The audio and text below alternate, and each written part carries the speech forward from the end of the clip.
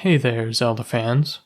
At the time of recording this, it's 50 days until the release of Tears of the Kingdom, and many have used this time to dive deep into the footage and trailers we do have for this game.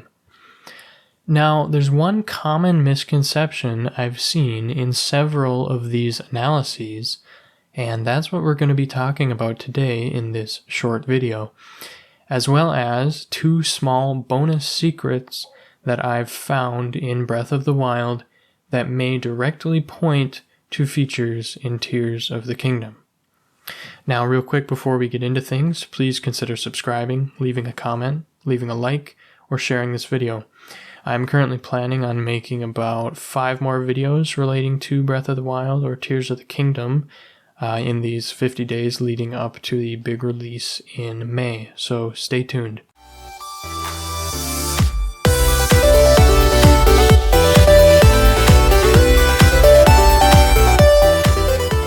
So I've been replaying Breath of the Wild for the first time in almost 6 years in anticipation of Tears of the Kingdom. And that gave me the benefit of noticing something that's been a big misconception in trailer analyses these past several weeks. So there's a shot of Hateno Village near the beginning of the trailer where there appears to be a grouping of white lights flickering about in the distance.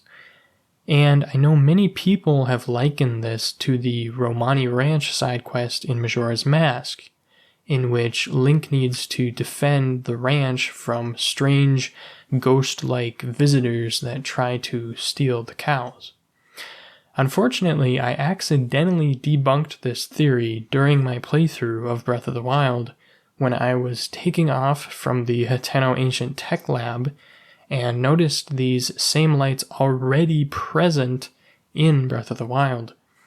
As it turns out, these are just the various lantern posts scattered across the village. So in the end, it looks like we can chalk this up to software limitations or quirks more so than an invigorating new mystery to investigate in Hateno Village. Do I think this means that there's no possibility of intriguing and spooky quests that could span a whole town or area in this game? No, I don't. That's still possible, and while I'm partly disappointed that I accidentally debunked this theory, I know that the Zelda team will have plenty of intriguing quests and scenarios to offer to us in this brand new adventure.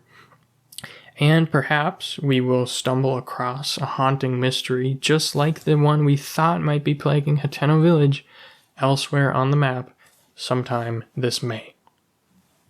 And now on to the 2 quick bonus secrets in Breath of the Wild, potentially tying in to Tears of the Kingdom. At the woodland stable, there's a small child that wants us to make a barrel float in the air for her. While talking to her, she mentions something about a kingdom floating in the sky that only good kids can see. Is this the developer's way of portraying childhood fancy and innocence, or a clue that they had ideas for a potential sequel all along? Plans for this kingdom in the sky. And secondly, did you know that at the Lome Labyrinth Island in the north of the Akala region, the walls of the labyrinth portray a design that resembles almost exactly the symbols we've seen in trailers for Tears of the Kingdom, which themselves resemble other imagery in the Zelda series, such as the amber relics from Skyward Sword. And I'm probably underselling how key this discovery is because we know from the dragon heads in the labyrinth that these mazes are of some sort of Zonai origin, so as trite as it is to say, this all but confirms Zonai involvement in this sequel, if that wasn't clear enough already from the dragon imagery in the trailers and logos. More surprisingly, it may confirm Zonai involvement in the very namesake of the game, the tiers themselves, assuming those symbols we see in the trailers and art are actually the tiers themselves. Well, anyways, you guys, that's all I've got today.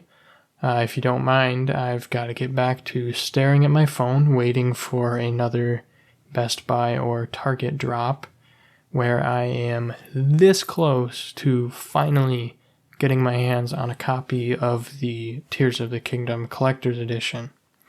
Don't buy from scalpers, you guys. Thank you for watching, everybody, and have a fantastical day.